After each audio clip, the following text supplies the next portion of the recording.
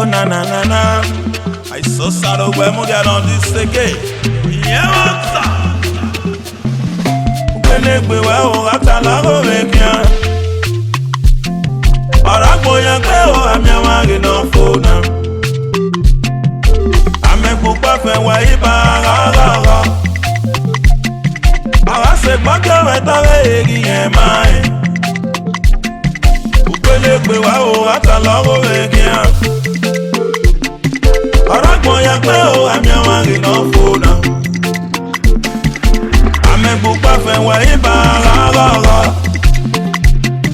Ara se gbọ́dọ̀ mẹ́ta egi yen mai. Ogyawa,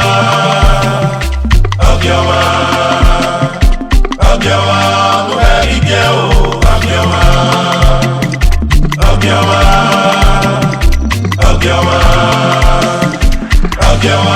muhegigeo. Iya magona wajedi, yo bokansele magmo waki. Protaga ge no ma fit, this I know ga ge no ma fit. Ema gbonu we me na brother, yo bokansele magmo ki. Owa do ba fe yo ba mu so la pe ro pa yo wa nu kona yurion. Eso ga me go ne, ami ne me wa na gi yo e.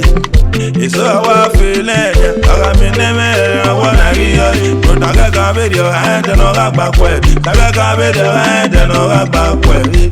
Ami wa ne ka me, o sa ga fiara ri do ki ma no ri be. Ami no ka me, o ke ga ro ri do ki ma ne ri be.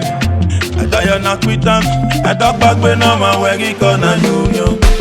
Elagere iwo, Ogyawa, Ogyawa, go shaki you, Ogyawa, go shaki you, Ogyawa, Osa baby ya wili ele, Ogyawa, Oyagi mama mele, Ogyawa, Alegi ge, Ogyawa, Alegi ge, Ogyawa, Abana ni majena, anyamage na yegbe.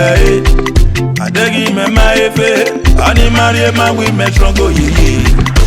Adegi me gi me go, ani marie ma we me gwi no go. Ara se go patok papie, ara se gu mege mo. Ara gbonu wa mi na, ara fo na we mama go kwegbe ribo. Ara gbonu wa mi na, ara fo na bu kwegbe mu pon ribo. Amiona ne ma gbongin, amiona ne ma gbongin. Anazeni na kazo ebi mwa, akukwe gyan, nagabe yose. Anazeni na kazo ebi mwa, akukwe gyan, nagabe yose. Eti mama wata nuta lele meti weni me izekwe. Ekpapa enugbe o, pepe pa ya fie. Brother nuga gini nye no kwekwe. Brother gaga gini ameni, nuga ya ukwekwe. Ase, oda wa gmonye o, Ogyawa, oda wa gmonye o.